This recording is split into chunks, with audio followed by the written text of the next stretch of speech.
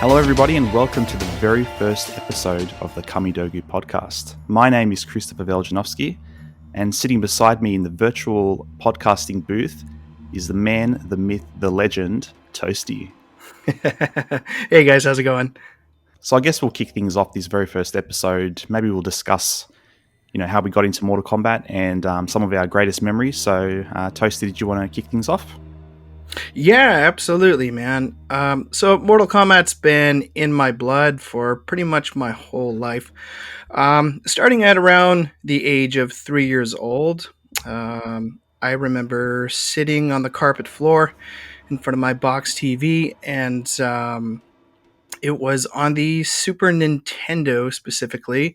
I was playing the Mortal Kombat port with my father, and I just absolutely fell in love with the characters and the whole feel of the game. It was just so different because later on I tried Street Fighter and things like that, but it just wasn't really for me. It didn't have that particular feel to it. And so, yeah, the first game just blew me away. And then it was actually my parents that introduced me to the movies, and later onwards the television show Conquest. And it just, all these characters and all these different media streams, they just became like family to me, and they grew on me. And to this day, it still lives up, and I still have such a passion for the franchise.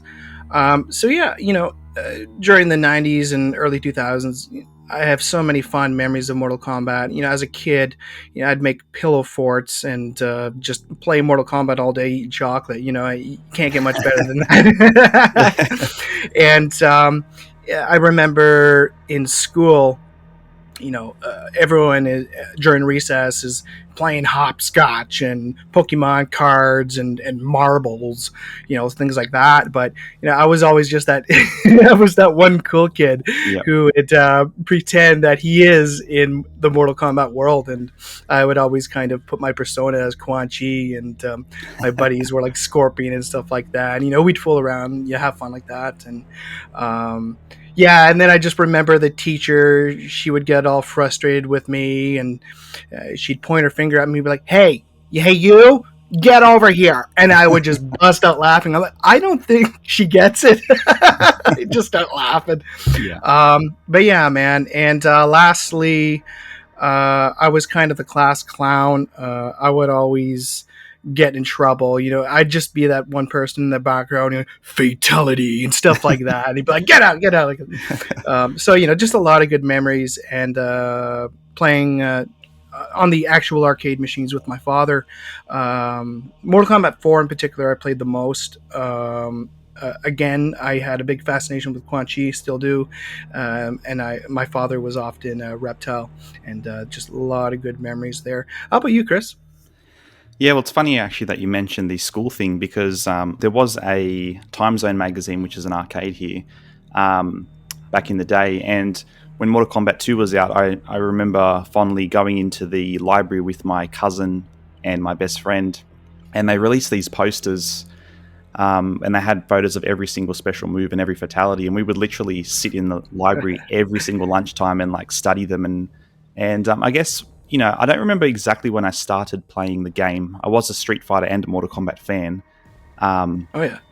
But I do remember, I did prefer Mortal Kombat. And I played it a lot with my cousins, and, we had friends around a few streets away. And it really got me into martial arts as well. I love the Japanese, Asian sort of influence. I love the music. Absolutely. I love the crispy sounds. And I remember every Sunday, my dad and I used to go into the city, and they used to have a $10 free play. I'd be running low on credits, and I'd be like, Dad, go get him, and the guy would run over, unlock the cabinet, push the button a few more times, and you hear, excellent, excellent, excellent, which was which was amazing. There's actually a heartbreaking moment that I need to share. I try not to cry when I say this. But for the very first time, I got up to Kintaro in the arcade, and mind you, at the time I was like 7 years old, so this is a big deal. Sure. I don't think anyone had really gotten that far, because, the kids around me were really reacting. and I got to Shao Kahn, Oh, and then things got okay. really exciting. And Yeah. I was getting right to the end of that hour, and I had like 1 or 2 credits left. Anyway, Shao Kahn kicked my butt, as you'd imagine. I hit start one last time to continue, chose Raiden, and just as the fight started, an older kid came up, threw $1 in, and hit start. Oh. And before you know it, he kicked my butt. So I lost my credit. And then he took over fighting Shao Kahn. And I remember walking out of the arcade in tears. So Oh wow. yeah, that was probably the one and only time I got to Shao Kahn in the arcade. And That's brilliant. whoever that kid is, you know, I hate you. Yeah, Yeah, man, that's incredible story, man. That's really yeah, cool. and more or less, I've been a Mortal Kombat fan literally since the beginning. Mm-hmm. Yeah. Um, so yeah, we had the Mortal Kombat movie came out a few weeks ago. We were looking to Yeah. record this quite a while ago, but some things happened and we never got there. So Yeah, yeah, life, you know. yeah, exactly. What do you think about the movie? I thought the movie was absolutely brilliant. Again, there's a lot of different opinions out there, but for what it was, I think it was a lovely start to a cinematic universe.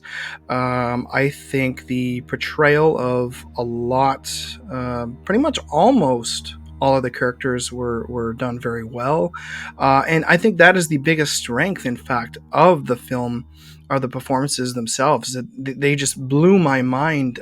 They were so incredible. But I think what a lot of people can agree on is I think the script could have been a little bit better, in a lot of areas. But again, this is just a starting point, and there's so many different paths that this can lead to. So I'm very, very excited to see where they'll go from here. It was a different direction compared to the original movie because there was no tournament, and I think they Yes. went for that more emotional feel to it. Well, which I like. I like that Yeah, though. yeah, and I Yeah. think it does appeal a little bit more to the casual. So someone that doesn't necessarily know about Mortal Kombat could easily watch this and get a general gist of how it all works and what the movie's about. Very true. I definitely think the casting was fantastic. Oh yeah. Looking at the list of who was there, I think everyone did a fantastic job. Um, Oh yeah. so I guess maybe we should go through the individual actors and actresses just to Performances. Yeah. yeah, and we'll just give a general opinion of what we think. So I guess we'll start off with Hiroyuki Sanada as Hanzo Hasashi and Scorpion. Mm-hmm. Yeah, so I personally thought I think I first saw him in The Last Samurai with Tom Cruise. So he Yeah. was really intense and incredible in that movie. And when I saw him Oh god. cast as Scorpion, I got super excited. Same. And the opening scene in the movie, to me, is a solid 10 out of 10. Like Oh god. he Yeah. absolutely nails it.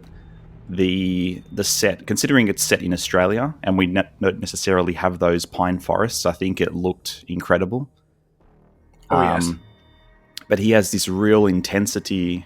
Even toward the end, the fight with Sub-Zero, he was just fantastic. I don't think I could have chosen anyone else for that role. I think he was absolutely perfect. Absolutely. I highly agree. He's very convincing. A very brilliant portrayal of the character for sure. One of the finest performances of the film, hands down, I would say. Absolutely.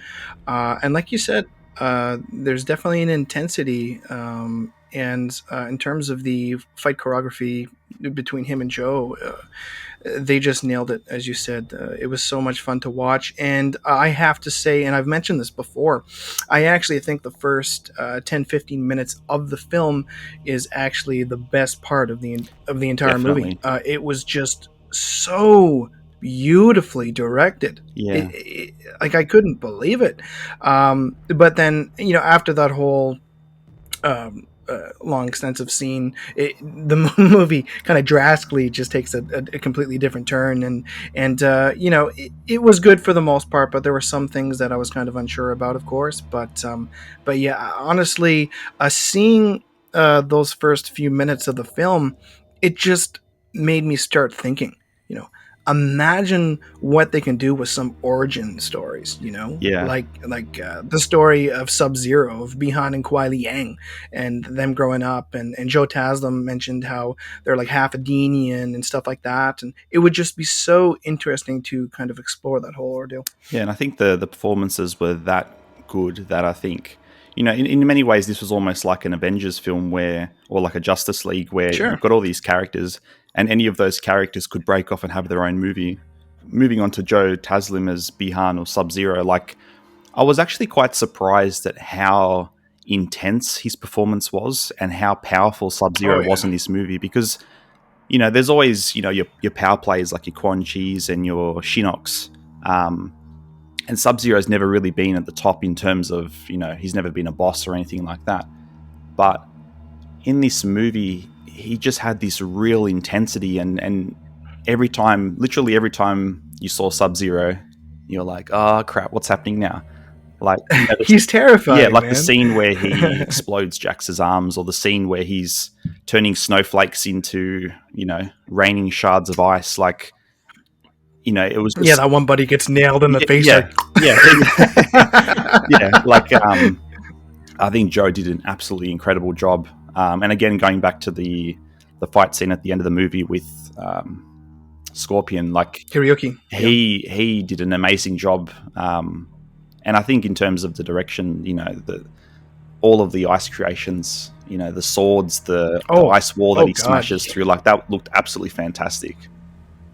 Yeah, that really impressed me, actually. Mm. Yeah, for sure. I guess next we've got, excuse my pronunciation, Tadanobu Asano as Raiden.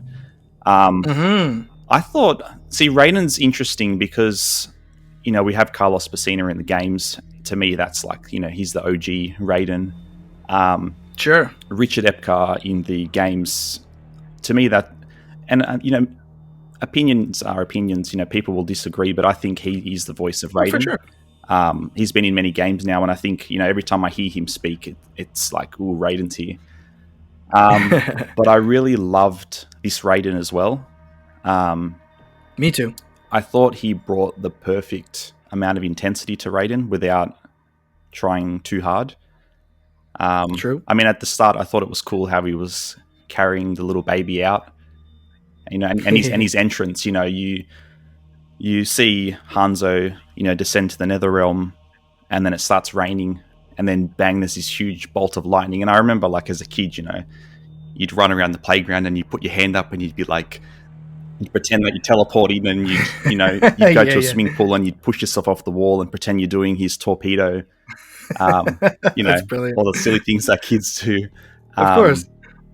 So yeah, just literally to see him with the staff and to see him was fantastic.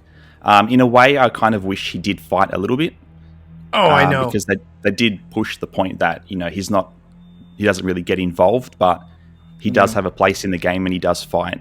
So it would have been nice to see maybe between him and Shang Tsung just a little something. But I guess it's a taste of things to come. In many ways, this movie did feel like a bit of No pun a intended. prologue. Yeah. Yeah, so it seemed like a bit of a prologue. So it's a good setup, and if they do renew Yeah. it for a sequel, I think, I think we will see him fight a little bit. Yeah. But yeah, what did you think about his performance? Yeah, this is a very interesting one. I thought Asano was marvelous. Yeah, I was really impressed. Now it's funny because out of the entire main cast, he's the one that I find from amongst the community. There's the most mixed feelings are actually from Raiden.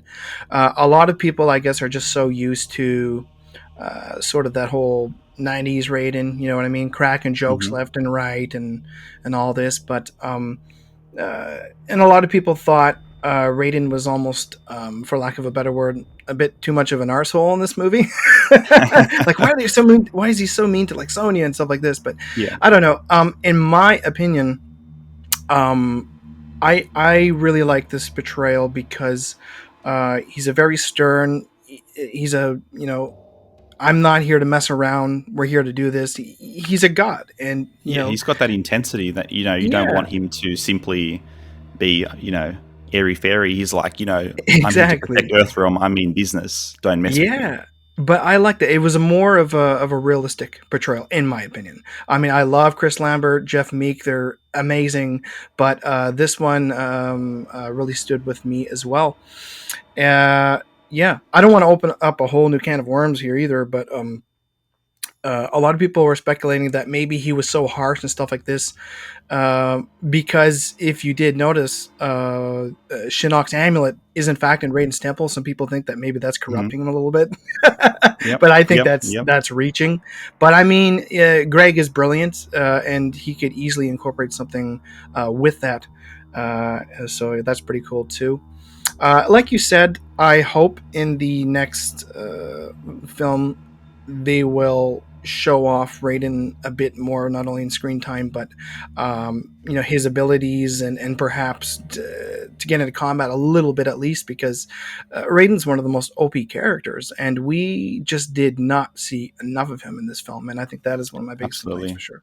Yeah. Yeah. So next up, we've got Lewis Tan as Cole Young. Hmm. So I think fans were really, I guess, concerned when they heard that there was going to be a character called Cole Young because, I think the letters WTF came up because no one, yeah, no one knew who he was. Um, and I guess when the synopsis was released and they were talking about an MMA fighter who wasn't doing well, Yeah, um, a lot of people got worried, but overall, I think it worked, and Lewis did a fantastic job he portraying did. Cole. He did. Yeah. Um, you definitely felt for him. He had a story, he had a wife and a daughter, Hmm. and he discovered his ability, which was quite an interesting one. Um, Very but I interesting. think, Different. yeah, to see him teaming up with, his ancestor Scorpion at the end of the movie, that was pretty Yeah, cool. that was pretty To see ballin'. them fight together. And at the end of the movie, when he's saying he's hanging up his boots and he's going to Hollywood, and then you see the Johnny Cage, who was obviously not in the movie, which was an interesting choice as well. Um, I think it's set up. I think it was a great way to end the movie, and if Johnny's going to be in the next movie, which of course he Oh, will for be. sure. Yeah, Um, yeah, that was a perfect segue into you know MK2, so to speak. certainly, certainly. Yeah. I thought he really redeemed himself. I think he made it very unique, and I in no way hated it or anything like that. One of the biggest complaints, of course, were that a lot of people wish that a main character from the games was kind of took the limelight in a Hmm. similar role. Like a lot of people initially wanted Johnny Cage. You know what I mean? It's like, well, why not introduce us, to this whole new world with Johnny Cage? I think that would be better. That's what a lot of people were thinking. But at the same time, what you got to realize is, in my opinion, anyway.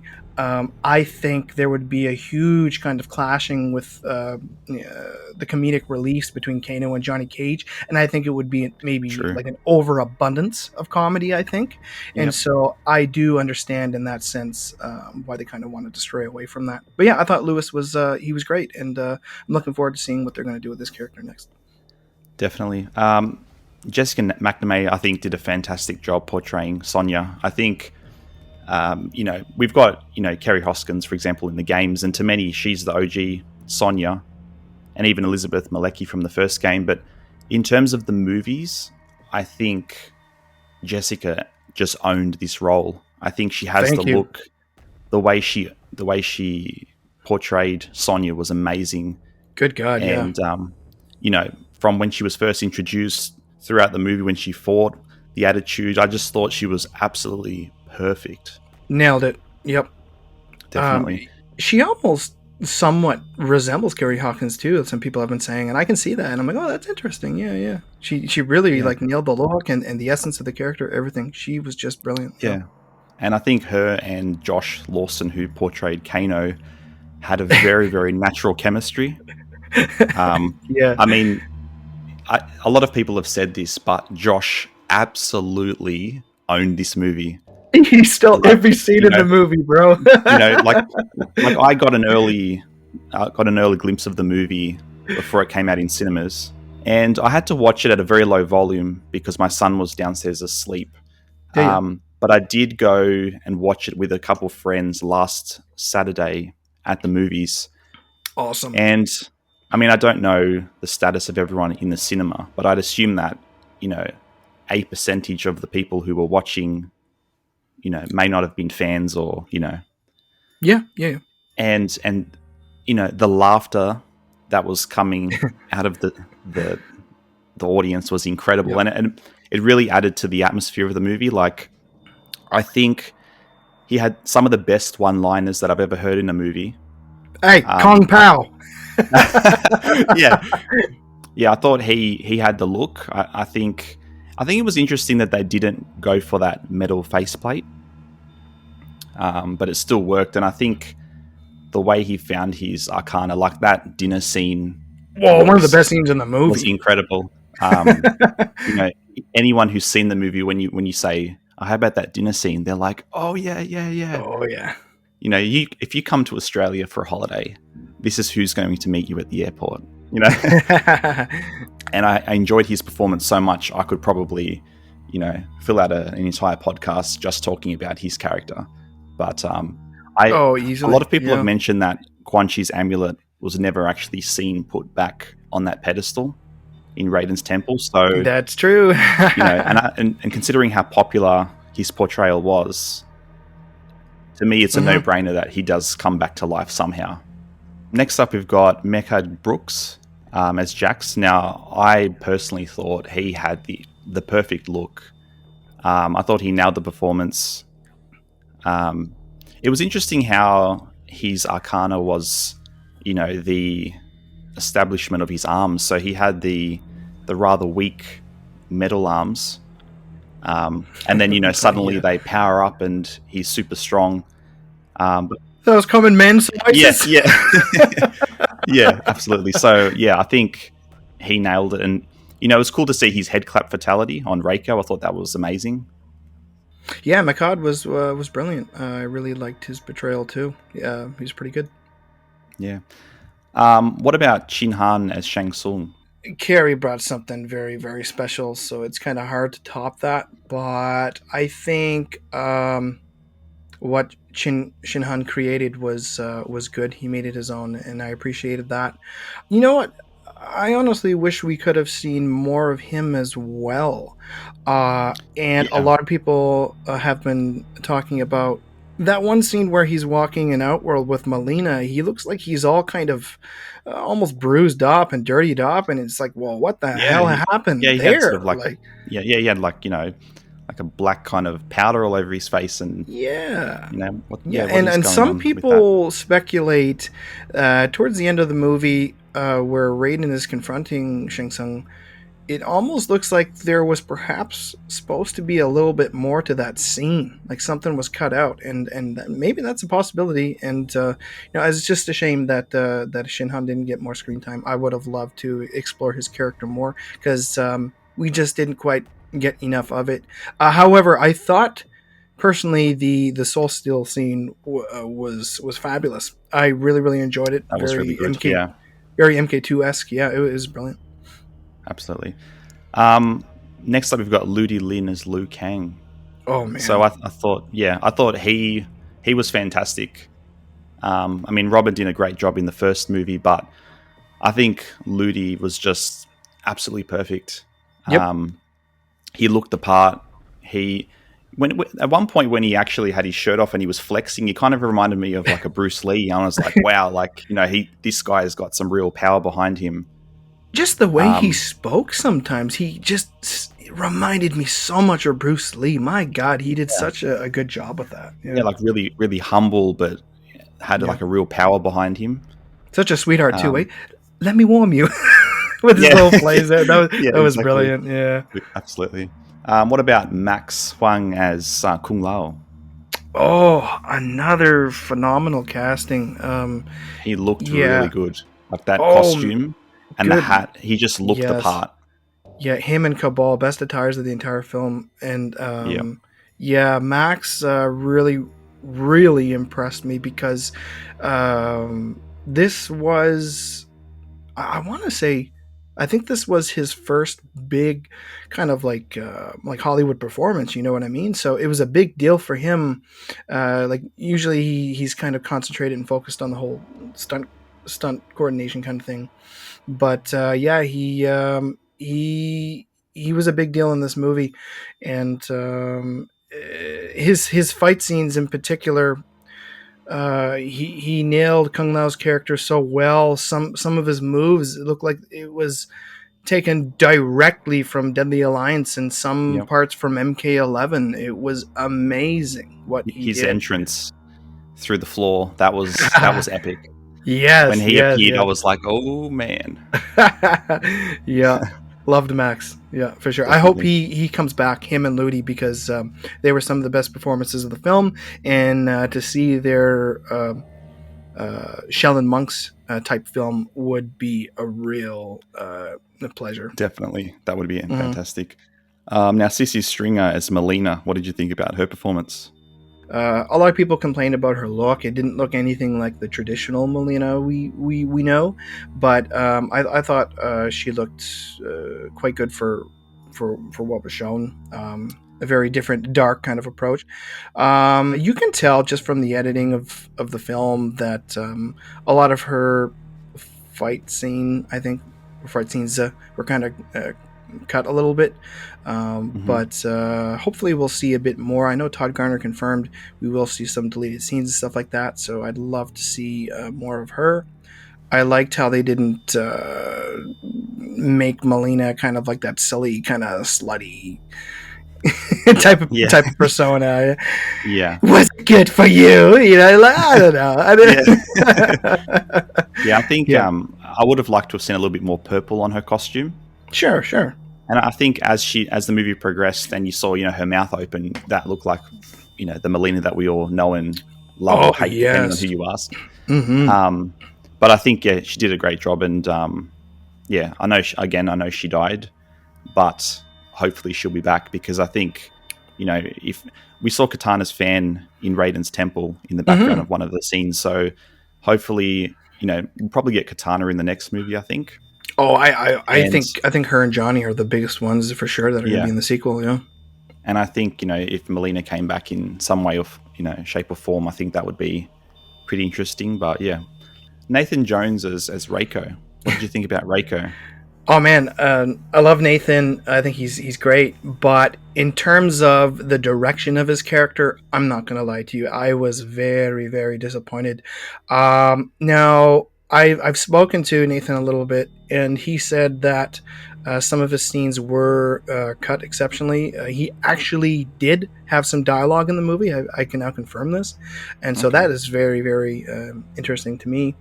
I think it would have been very beneficial to have that dialogue, to sort of make the audience bond to his character a little bit. But in this particular case, he had no dialogue whatsoever. He just seemed like some brute, Yeah, he just ah, yeah like holy crap, like man, yeah he literally just grunted the whole movie. yeah, Um, which is it didn't unfortunate. seem like Reiko to me. Like, Reiko hasn't been in a lot of games, but to me that wasn't Reiko at all. That Sure, was a yeah, totally different character. I didn't like Um, the face paint either personally. yeah, Reiko's never really been a brute. He's just been like a normal guy. He's a Um, strategist. He leads armies. yeah, yeah, he doesn't just hold a hammer and grunt Whoa, and yeah. So yeah. I thought that was, and it's nothing against Nathan's performance. I think No, he did a no, great no, job. no, no, no. He was Um, intense, man. He was yeah, he was terrifying. He was intense. I good. think if it was written a little different, Yeah. I think he would have done a great job portraying Reiko. But I think, yeah, it was a very strange choice, Yes. and character wise too. I thought, um, you know, some of the character choices were a little interesting, and I think Reiko was one that had a few people scratching their heads. because he kind Yeah, of didn't really serve too much of a purpose in this movie, aside from true. being the grunting guy that swung a hammer around. Yeah, but matter of fact, because of that specifically, I actually uh, he's one of the characters I want to see back the most, just so they can redeem his character. You know what I mean? Make it Absolutely. something Yeah, really special and show us, the Reiko that we all really wanted to see. He's the one I really want to see back. And Nathan's a good sport, man. I think that would be fantastic for sure. definitely. Yeah. Daniel Nelson as Cabal. I thought Cabal was fantastic.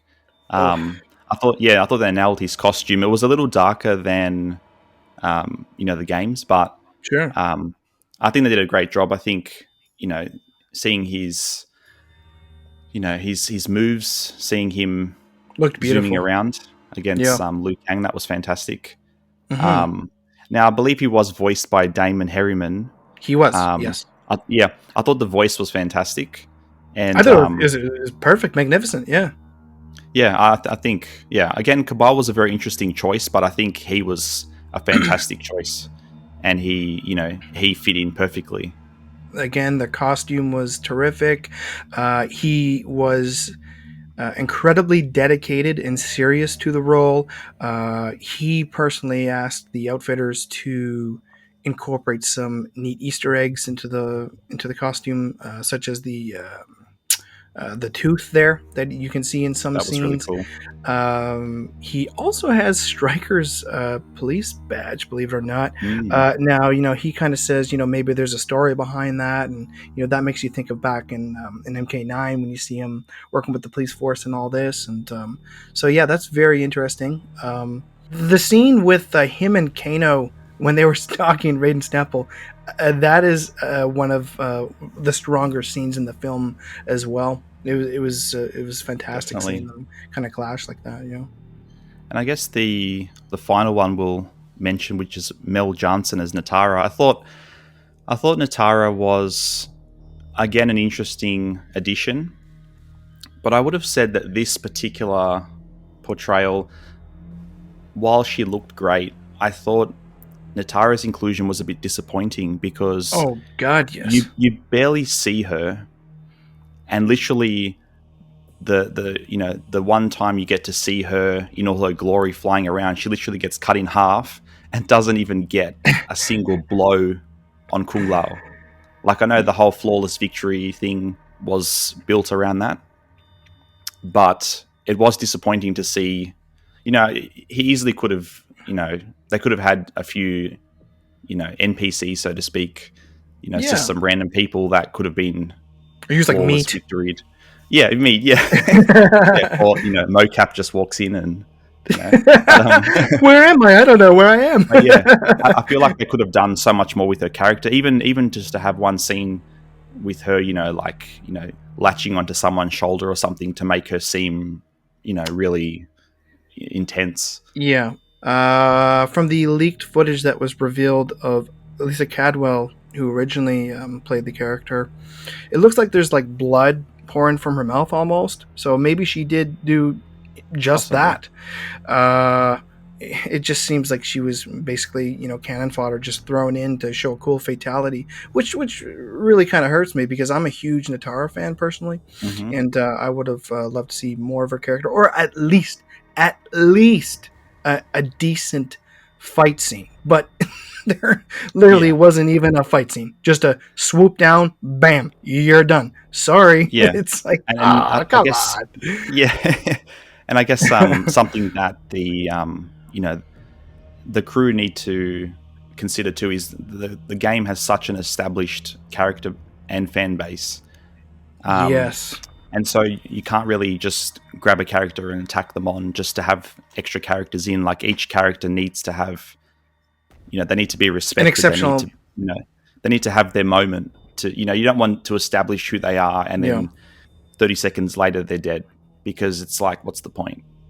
Yeah. I forget who it was specifically, but uh, I think even some people who worked on the film said that each character has their moment to shine, quote unquote. I know they kind of aimed for that, as well as they could, but As you said, I think they really, really got to be careful with that, though, and they should really look into that even more the next time around, because the fan base is, it's just so passionate towards a specific character that they've really got to redeem themselves if they are inside this movie. You don't want, you know, another kind of MK Annihilation type thing where they just kind of throw random Exactly. characters in there for 2 seconds. It's just not going to cut it. Yeah, for sure. Too bad you will die. Will die. Yeah, Oh please, please, man, please, no, no, that no cheese, no cheese. And I'm glad there was no cheese in this movie because, yeah. yeah, I'm sorry if this part of the podcast induces any nightmares. Um, We apologize greatly. exactly, Yeah, yeah, exactly. I agree. I like how this movie didn't kind of make things too ridiculously corny. Obviously, there's some campiness, for Mortal Kombat. Yep, That's to yep, be yep. expected, but it wasn't cringeworthy. It wasn't an overabundance. It was Exactly. just a right amount for what the fans want to see. And yeah, I really enjoyed their take and portrayal of the Mortal Kombat universe.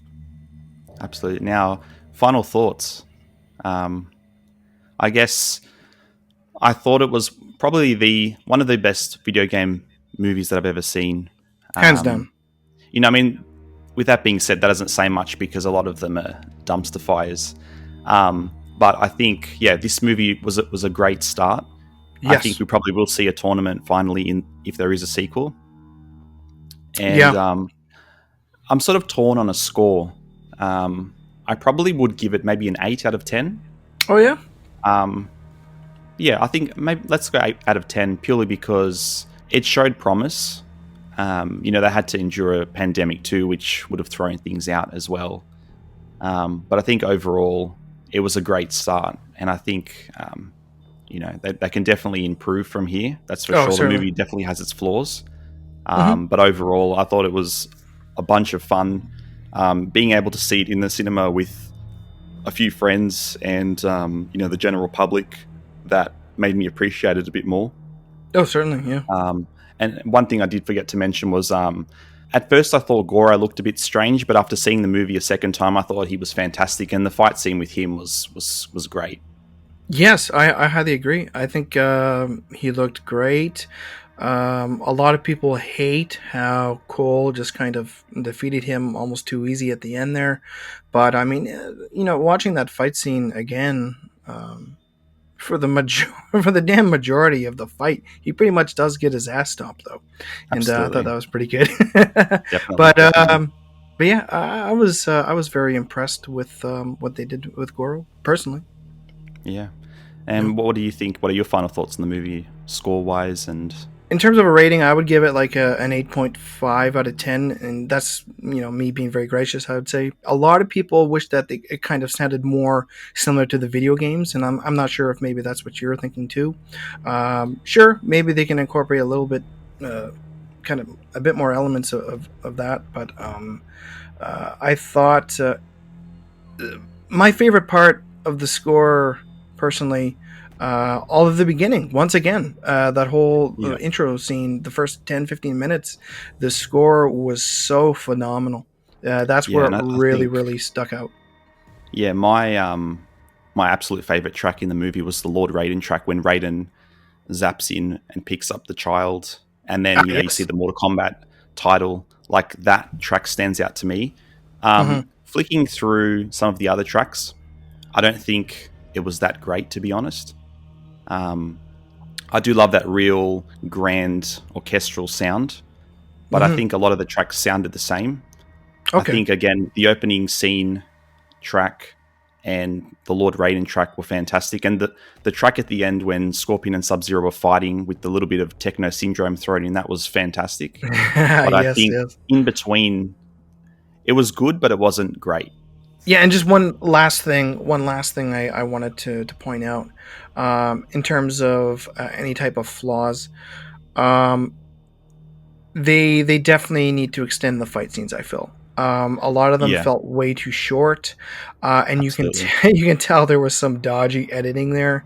If you look at movies like, for example, The Raid, the fight choreography is just out of this world, and a lot of us were kind of expecting that with this movie. They really, really hyped up the fight scenes, and as much as they were fun to watch, and they certainly were, they're still, a large. There's a lot of improvement still that needs to be done. I just hope that they'll definitely give the fans what they want in that regard for sure.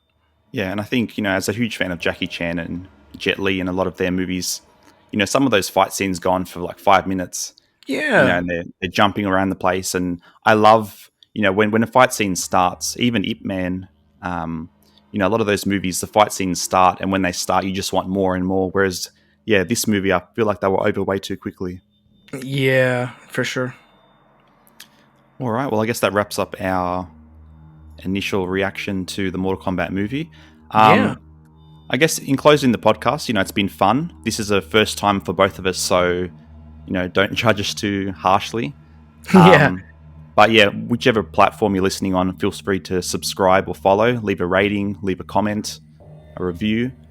Um, and we do want to get the community involved too. So, if you have a question, if you have your own take on Mortal Kombat, the movie that you'd like to share, or anything else you'd love to share with the community, open up the voice memos app on your phone or tablet and record yourself and send it to mail@kamidogu.com. And we'll be sharing those in the very next podcast. yeah. We'd love to hear from you. All right. Well, yeah, like I said, it's been a whole heap of fun. Yeah, we got the first one out of the way, and yeah, we can't Yeah, wait to do the next one. All right, guys. Well, Toasty, it was great, having this chat with you, and yeah, looking forward to the very next podcast. absolute pleasure. All right, man. Well, you have a good one. Take care, guys.